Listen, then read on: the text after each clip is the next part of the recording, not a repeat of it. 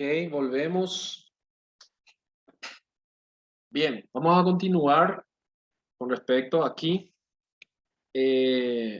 Bueno, entonces completamos la información diciendo que la adventicia del uréter va a ser denso irregular y la serosa va a ser mesotelio con tejido conjuntivo laxo. ¿Ok?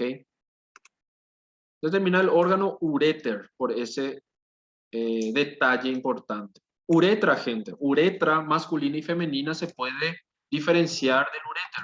La uretra masculina, la luz es la principal característica, ¿sí? El epitelio también después, pero recuerden que al comienzo de las uretras, tanto masculina y femenina, igualmente van a tener urotelio. Así que la forma de la luz va a ser la principal diferencia, nos va a ayudar bastante.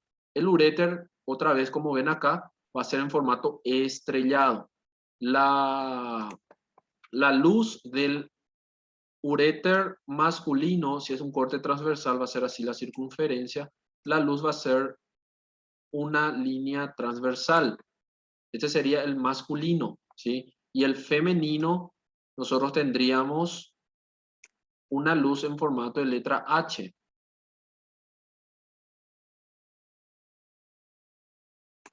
Más o menos así sería la luz de la uretra femenina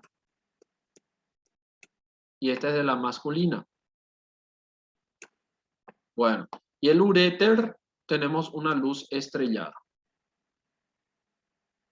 Totalmente estrellada, dada por los pliegues que va a presentar esta vía urinaria. ¿Se entiende, gente? Ese es un dato importante para que puedan recordar y diferenciar la uretra femenina, masculina y el uréter.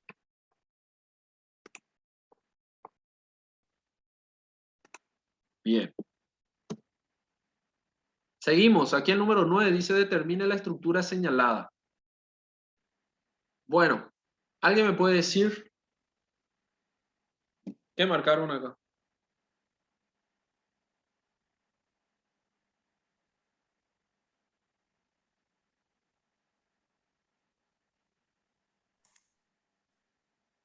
É, é um folículo mesmo? Folículo primário. ¿Qué folículo? Folículo. Primário inicial.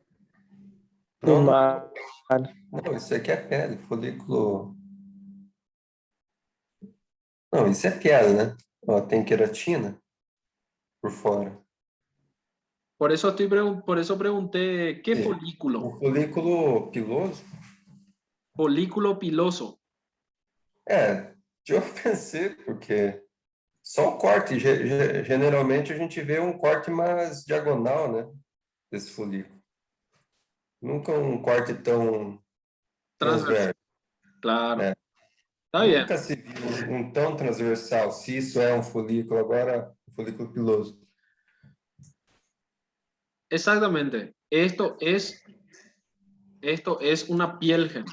Justamente eso es lo que quería ver si conseguían identificar, ¿verdad? Acá está el epitelio. Acá está la estructura señalada, pero la gente se olvida de mirar completa la imagen. Y acá está lo que te va a determinar qué es. Esto es un epitelio estratificado plano con queratina. Estamos en la piel. Mucha gente no ve esto y piensa que es un ovario. Por la apariencia de esto, parece un folículo ovárico, primario avanzado. Me dicen algunas veces por presentar ya esta gran capa de células. Pero no, esto serían las células epiteliales, las mismas que estas que se imaginan. Y recuerden, el corte no importa el corte podemos tener transversal, oblicua, longitudinal. Recuerden que el corte, independientemente del corte, tenemos que saber según las estructuras celulares. ¿Sí? Y raramente podemos tener un corte tan transversal así, pero podemos también tener. No vemos pocas cosas, vemos quizás menos cosas en este tipo de corte. Por ejemplo, no vemos una glándula sebácea, no vemos tanto las glándulas sudoríparas. Esto que veo acá, este espacio rojo, todo esto esto es sangre, esto es una hemorragia que ocurrió en este tejido. No es normal. Si nos aproximamos acá, ven los eritrocitos como están esparcidos aquí en el tejido conjuntivo. Esto no es normal, pero bueno, ocurrió en este tejido, quizás se debió realmente a alguna patología en este corte o simplemente hubo una fuga de sangre cuando se hizo el corte histológico y quedó impregnado de esta manera. Pero no es a lo que nos acomete aquí. Es una piel y esto es un folículo piloso. La respuesta correcta.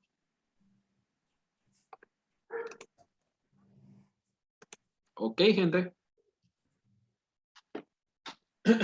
Bien.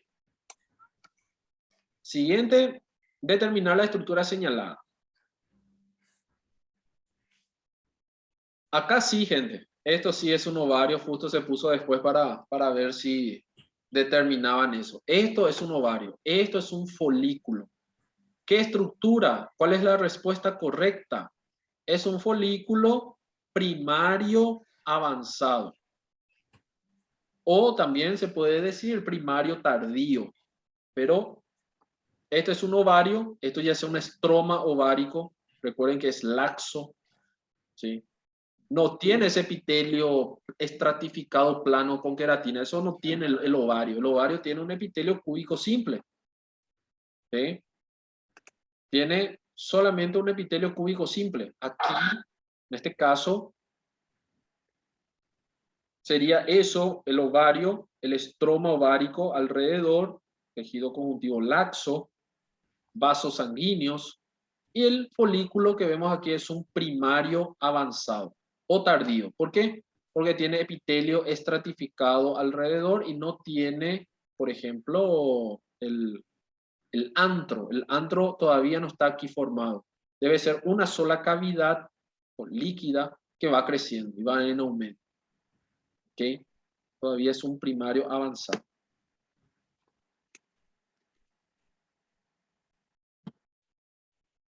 Número 11, proceso de cambio de un epitelio a otro.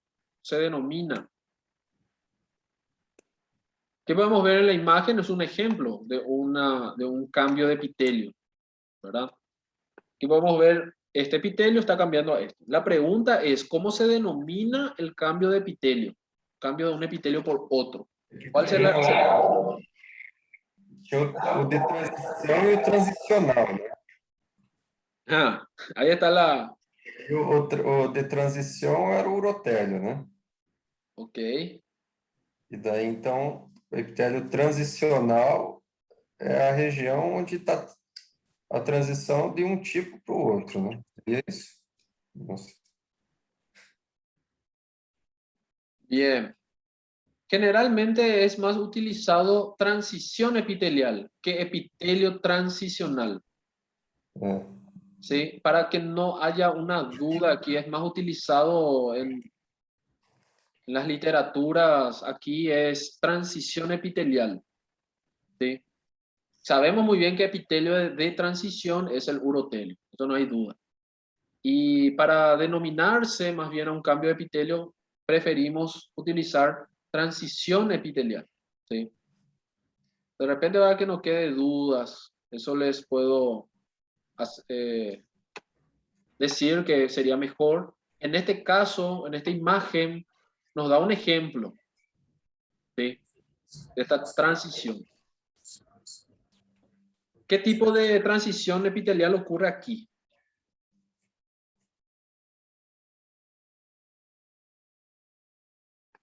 Acá tenemos plano estratificado sin queratina y aquí tenemos cilíndrico simple con células caliciformes.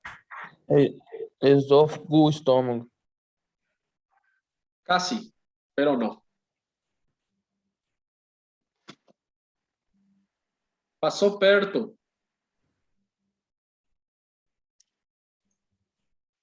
Esto es recto Tenta de anal. novo. Esta es una transición recto anal. Pasó perto do esófago estómago, pero casi. ¿Por qué es un recto anal? En el conducto anal, plano estratificado sin queratina, Es parecido al esófago, no va a haber mucha mudanza, pero el epitelio cilíndrico simple es el que va a tener la diferencia. Aquí tenemos células caliciformes. ¿Sí? Células caliciformes. Y en el estómago no hay células caliciformes, va a haber células mucosas, glándulas mucosas. En este caso aquí vemos la muscular de la mucosa como se va perdiendo y luego aquí ya se pierde más, se engruesa más las capas porque ya no va a haber submucosa, va a haber capa muscular propiamente dicha. Pero bueno, la pregunta, eso es un plus. La pregunta era determinar el nombre que se le da al cambio de epitelio. Entonces, transición epitelial. ¿Sí?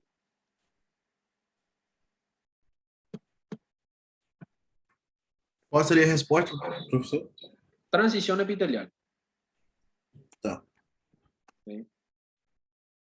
Aquí, determinar la célula señalada. Esta es una glándula tiroides. Vemos un folículo tiroideo. La célula que está aquí señalada en el folículo tiroideo se va a llamar célula folicular. Determinar la célula señalada sería célula folicular. Las células no, como una alumna me dijo estos días, célula tiroidea. No, pero célula tiroidea pueden ser todas las células que están.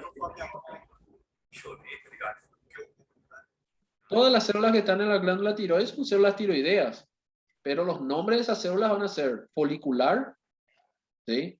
O principal, también se le llama la folicular, y la parafolicular o célula C, porque producen la calcitonina. Esta célula que está aquí es la folicular. Se encuentra en el folículo, es el epitelio cúbico simple, produce esa sustancia que está en el interior que se denomina coloide.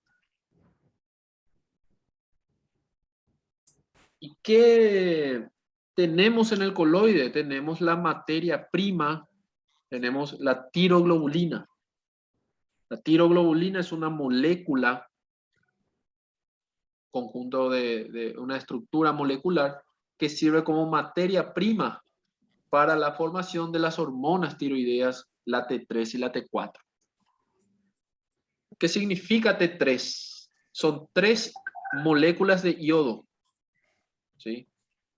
T4, 4 moléculas de yodo, que es lo único que falta acrecentarle a la tiroglobulina para que ésta se convierta en T3 y T4. Por eso les digo que es la materia prima. El armazón proteico ya está. Falta colocarle las moléculas correspondientes de yodo. Y ahí se convierten en T3 y T4. Y esto es realizado por la célula folicular. ¿Sí? En el coloide se encuentra. Está mal decir que la T3 y T4 está en el coloide. Falso. T3 y T4 no está en el coloide. Quien está en el coloide es la tiroglobulina. T3 y T4 no se almacena, gente. Es la tiroglobulina, porque hay otra imagen, he visto, que a veces cae en el examen, está marcando el coloide y pregunta qué molécula o qué estructura va a estar en el coloide. ¿Okay? La gente coloca T3 y T4, está mal. Lo que va a estar allí va a ser la tiroglobulina. ¿Y qué pasa con la T3 y T4? ¿Dónde está? En la sangre. La célula folicular vuelve a agarrar la tiroglobulina, en su interior sintetiza o justamente realiza esta función de acrecentarle 3 moléculas de yodo o 4 moléculas de yodo, convertir ahora en T3 y T4 y luego esto ya es secretado a la sangre. En la sangre se encuentran las concentraciones de dichas hormonas. Ok, entonces, esta célula que vemos por acá, que está fuera del folículo, estas son las parafoliculares. Estas células que están aquí alrededor del folículo en contacto con el coloide, dato importante, en contacto con el coloide son las foliculares. Las parafoliculares no están en contacto con el coloide. ¿Okay? Acá, por ejemplo, podemos ver, esta puede ser una parafolicular Estas son las foliculares. Estas están en contacto con el coloide. ¿Y qué realiza la parafolicular o célula C? Produce la calcitonina, la tercera hormona de la tiroides, que no tiene nada que ver con la T3 y T4. Ella actúa en el metabolismo del calcio, junto con la paratormona o hormona paratiroidea de la paratiroides. Ambas van a balancear, realizar el balance de la concentración de calcio en sangre. ¿Sí? Entonces, balancean la calcemia, en otras palabras. Ok, seguimos. 13ª imagen, determinar la estructura señalada. Bueno, lógicamente observo esta imagen y esto es un pulmón. Veo aquí los alvéolos pulmonares, no son adipocitos. Ya sabrán eso, porque acá tengo varias células que conforman el tabique del alvéolo. Pero un adipocito es una sola célula. Así que aquí son alvéolos. Estos alvéolos se pueden fusionar. Ven aquí, esto es un saco alveolar. Entonces aquí se comunican entre sí. Aquí hay una condensación de tejido conjuntivo en la cual observo un vaso sanguíneo, ¿sí? Una arteria. Esta puede ser una arteria pequeña, cerca de una arteriola ya. Y al lado tengo una vía respiratoria, ¿sí? Una vía respiratoria. Y esto es lo que me está señalando. ¿Cuál vía respiratoria es esta? ¿Cómo yo sé que es una vía respiratoria? Porque tiene un epitelio. Epitelio cilíndrico simple, en algunas partes parece pseudo estratificado, en algunas partes, sin embargo, parecen cúbico simple. Hay una gran transición aquí, hay una gran mudanza, ¿sí? Pero en línea general veo esta estructura está bien constituida, está bien desarrollada, cerrada, completa, tiene epitelio, tiene músculo liso, ¿sí? Y tiene ya tejido conjuntivo por fuera. Primer detalle, cartílago, ¿tiene o no tiene? No tiene cartílago. Entonces ya descarto todas las estructuras con cartílago como los bronquios, tráquea, lógicamente, laringe, pero eso ya no vamos a pensar si estamos aquí adentro del pulmón. Entonces los bronquios ya voy a descartar. Y paso directamente a sus ramas, bronquiolos. Los bronquiolos son los que no tienen cartílago, como en este caso, pero tengo que especificar si es un bronquiolo terminal o un bronquiolo respiratorio. ¿Y cuál era la diferencia? Primero viene el terminal, después viene el respiratorio. No porque se llame terminal es el último y porque termina en él. No. Terminal porque termina la porción conductora. Solo se conduce el aire. Y después de él viene la porción respiratoria. Y comienza con el bronquiolo respiratorio. Porque tengo alvéolos pegados a la pared y que se comunica la luz del alvéolo con la luz del bronquiolo. Entonces aquí veo que la luz está bien cerrada y no se comunica con ningún alvéolo. Esto es un bronquiolo terminal, ¿sí? Por ese dato, bronquiolo terminal. Y el respiratorio, yo ya voy a tener alvéolos pegados a la pared en el cual las luces se van a comunicar. ¿Sí? Una pared entera, perdón, una porción de pared de esta manera, y luego aquí ya voy a tener alvéolos, sacos alveolares pegados con mi bronquiolo. Respuesta del 13. Respuesta correcta tiene que ser bronquiolo terminal. Esa es la respuesta correcta. Professor, não quero estender a classe, mas eu tenho uma dúvida. Sí, no hay problema. Bom, já que estamos falando aqui de alvéolo, sobre a COVID. Sí.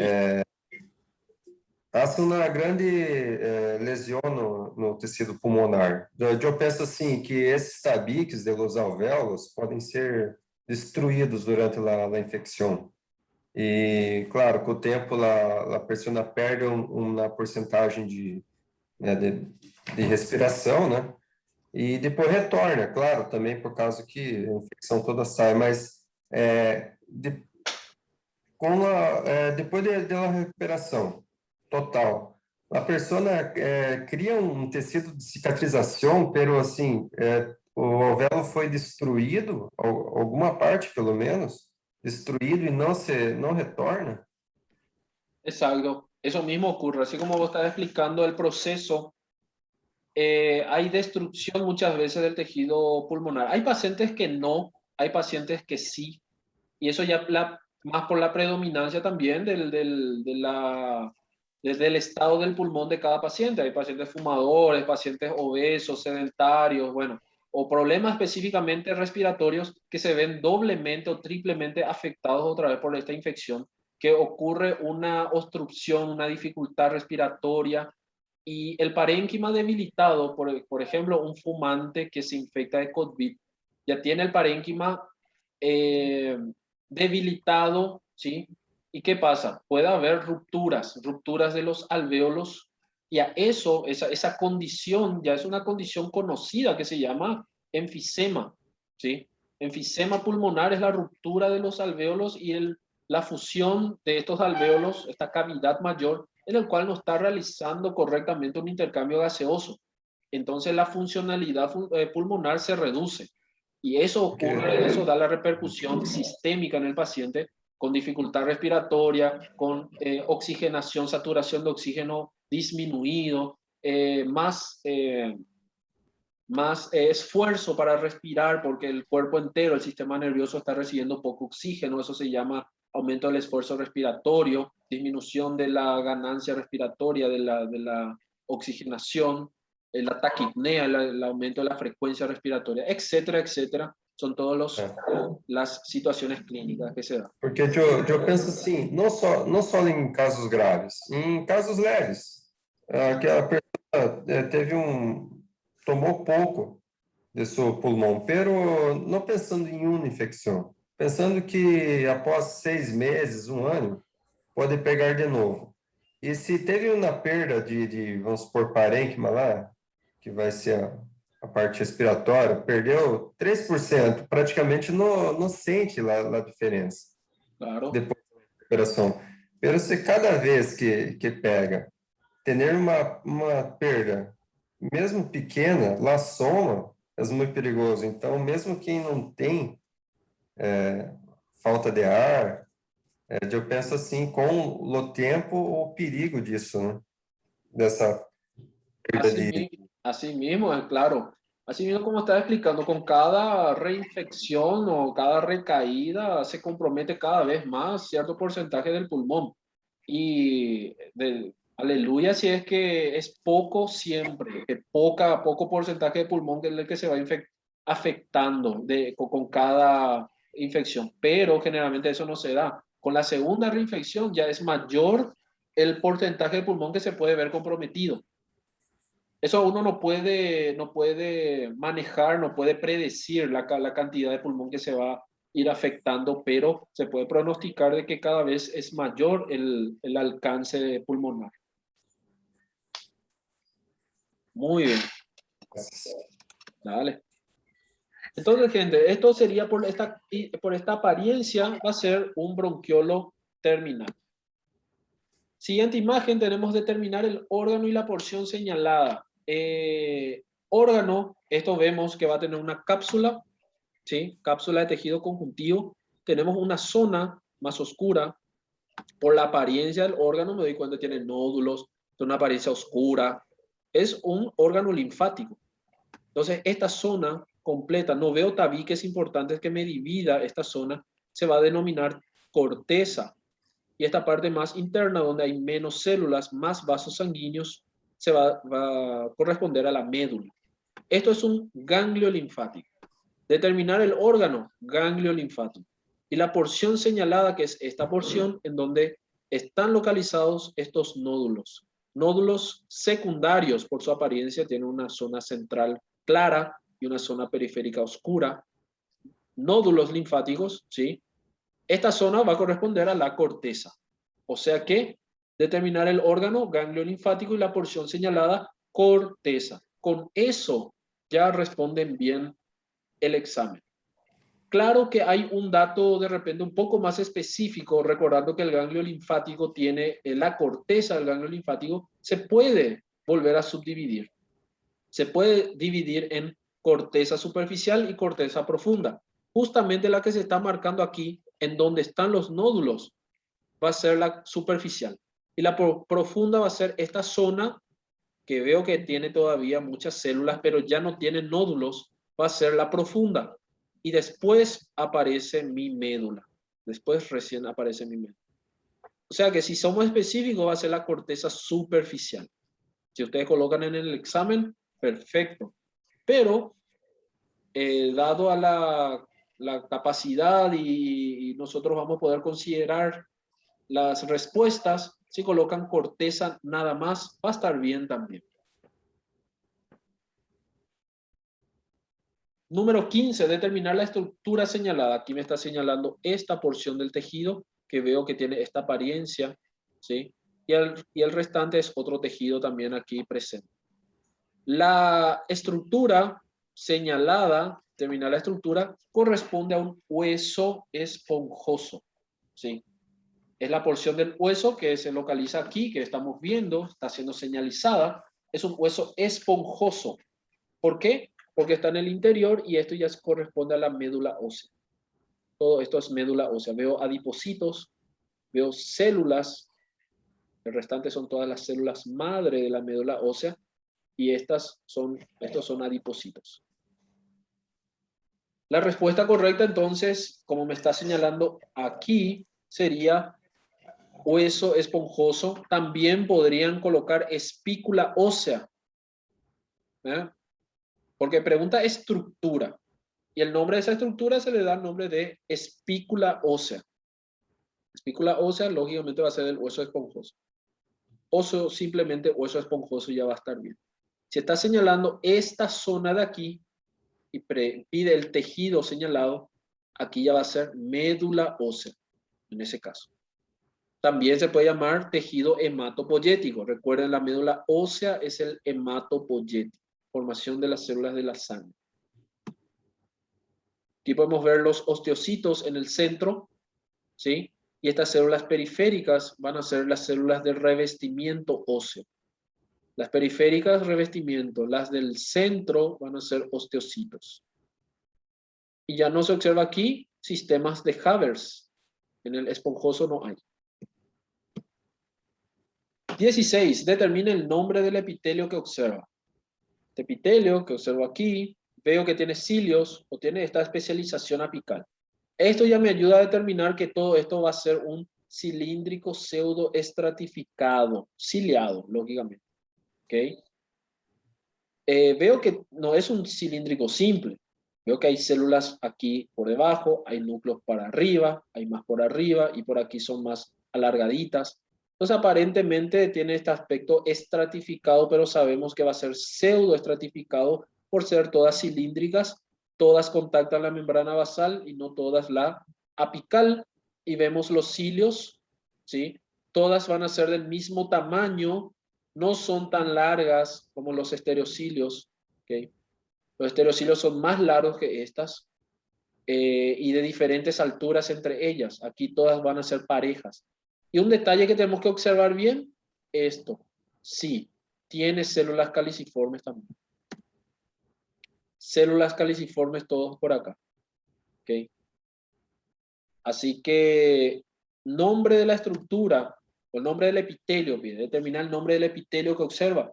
Coloquen siempre, el nombre de epitelio siempre tiene que ser completo. La respuesta tiene que ser pseudoestratificado, cilíndrico, ciliado, con células caliciformes. No se olviden de las células caliciformes. Siempre traten de buscar la presencia de ellas. ¿Okay? Acá vamos a tener las células caliciformes. Es una vía respiratoria, ¿sí? Por el epitelio, por estas características. Aquí vamos a tener la lámina propia, vasos sanguíneos. Y aquí glándulas, que ya corresponden a la submucosa. Pero bueno, solamente nos pide mirar o determinar este epitelio. 17. Determina el órgano. Aquí vemos músculo liso, O sea, va a ser una estructura que va a tener tejido conjuntivo, va a tener luz. Este es un lóbulo, por así decirlo. Esto es un lóbulo con una luz. Acá hay otro lóbulo con una luz, otro con una luz. Y veo que tiene una mucosa con pliegues, la luz aquí, y aquí músculo liso, capa muscular. El órgano va a ser una vesícula seminal. Los pliegues que observo por aquí. Tengo que observar el epitelio, la lámina propia, el músculo liso. Esto va a ser músculo liso. ¿Sí? Vesícula seminal corresponde al aparato genital masculino. ¿Ven? Estos serían los pliegues. Epitelio de la vesícula seminal, el mismo epitelio de las vías espermáticas. Cilíndrico, pseudoestratificado, con estereocilios. La gran mayoría con estereocilios. A esta aproximación no voy a poder ver bien los estereocilios, pero teóricamente tengo que recordar que va a estar presente. Aquí la lámina propia y aquí debajo el músculo liso, ¿sí? Que se va a estar contrayendo la vesícula seminal para la secreción del líquido seminal. Por aquí el tejido conjuntivo que envuelve a la vesícula. Entonces no es una vesícula biliar porque la vesícula biliar tiene una sola luz, una luz única. Aquí yo estoy viendo varias luces, varios lobulillos con luces. Todos ellos en algún punto específico de la glándula se van a juntar y va a formar una sola cavidad. Pero en esta porción puedo ver que todavía están divididos o tabicados.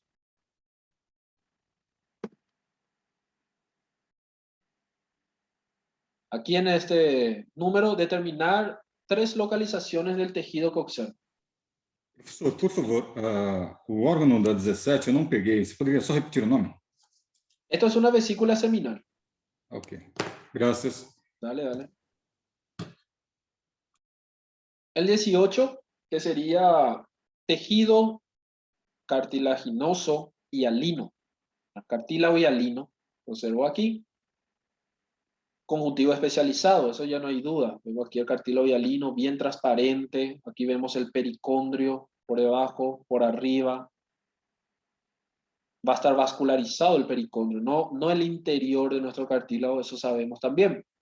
Aquí nos pide determinar 3 localizaciones, 3 órganos en el cual vamos a tener cartílago hialino. Ahí ustedes pueden aprovechar y colocar todo lo que saben, ¿verdad? Solo 3 pide. Pueden colocar tráquea, lo primero que viene a la cabeza, tráquea, laringe, ¿sí? La gran mayoría de los cartílagos de la laringe son hialinos, sí. Solamente uno que no es, que es la epiglotis, que es elástico, pero tratándose de esa manera, pueden justamente colocar laringe nada más. Ahora, si la pregunta era elástico y quieren colocar epiglotis, coloquen solo la epiglotis. Ahora, como es hialino, pueden colocar laringe, sin especificar, porque la gran mayoría es hialino. ¿Qué más?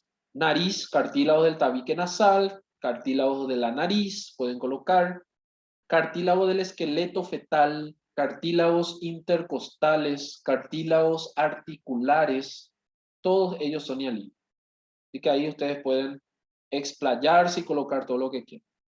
Y es más fácil el hialino. El elástico, epiglotis, pabellón auricular o cartílagos de la oreja, ¿sí? Trompa de Eustaquio, no trompa de Falopio, trompa de Eustaquio, es elástico también. Estos 3, ¿sí? Fibrocartílago o fibroso, discos intervertebrales, sínfisis del pubis, meniscos intraarticulares,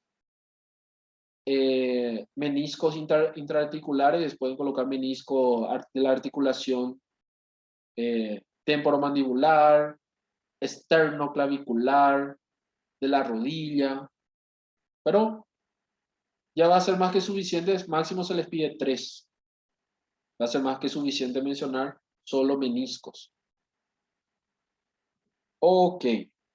19. Menciona 2 funciones de la célula señalada. Primeramente, la célula señalada corresponde a un eosinófilo, ¿sí? Vemos la imagen, eosinófilo no es una de las mejores imágenes, ¿verdad? Pero el citoplasma va a ser acidófilo. Los gránulos son los que se tiñen y tienen una coloración rosada, acidófila, con el colorante eosino. Perfecto. El colorante es ácido, pero los gránulos del eosinófilo son básicos. Por eso se tiñe con la eosina. Recuerda, los gránulos del eosinófilo son básicos, por eso se tiñen con la eosina, que es ácido. El basófilo, otra célula sanguínea, sus gránulos son ácidos, por eso se tiñe con un colorante básico. Y adquiere ese aspecto azul, por eso adquiere ese nombre basófilo, por tener afinidad por lo básico. Pero su consistencia misma va a ser un pH ácido. El colorante que le tiñe es la hematoxilina. Bueno, volviendo al eosinófilo, sus gránulos son acidófilos, ¿sí? Por teñirse con colorante ácido, y su núcleo en esta imagen está muy rosada también, un poco ácida, pero tiene que ser más básica, más azul. El aspecto es bilobulado, tiene dos lóbulos y una hebra que comunica ambos lóbulos, como un teléfono antiguo, teléfono fixo antiguo que se tenía en las casas. Asimismo, pregunta dos funciones de la célula. Están involucradas en procesos alérgicos, reacciones alérgicas, y principalmente su función contra microorganismos van a ser con acción antiparasitaria. Ellos actúan contra parásitos. No las bacterias, no los virus, los parásitos. ¿Sí? Las bacterias eran los neutrófilos y los virus los linfocitos. Entonces, dos funciones de la célula señalada. No hace falta que coloquen que es un eosinófilo, simplemente ya saben que es un eosinófilo, colocan la función que va a ser acción en procesos alérgicos y actúa contra los parásitos. Pueden ser parásitos helmintos, protozoarios, pero contra ellos. Muy bien, y el último habla de determinar la célula señalada. ¿Qué célula señalada es? Es una neurona, simplemente así. Es una neurona, es un tejido nervioso, es un cerebro cortado, y podemos ver aquí neuronas, cuerpos neuronales, somas, que son más grandes, núcleos prominentes, formato, dependiendo del corte, van a tener un formato triangular, piramidal. El resto son células gliales con núcleos más pequeños y fibras nerviosas entrecruzadas, ¿sí? Células de la glía, y aquí mismo las mayores son neuronas. ¿Ok? Así que determinar la célula señalada sería neurona y ya. Órgano, ni siquiera pide el órgano. El restante de las gliales ustedes se ve aquí, ¿verdad? Pero no se va a poder determinar tampoco. Bueno, gente, con esto llegamos entonces a nuestra última imagen. Y también ya estamos llegando a nuestra hora. Como llegamos hasta aquí, podemos terminar por aquí mismo. Gracias, doctor. ¿Alguna duda, alguna pregunta que tengan? Não, não. Não, nenhuma pergunta. Professor, Sí, sí. ficou aquela questão lá da artéria. Eu coloquei no grupo, mas eu acho que não vai dar tempo, né? Porque por causa do tempo. Sí. Ahora se está terminando el tiempo, pero vamos a continuar por el WhatsApp. Perfecto. Tá, graças. Continuar en el WhatsApp y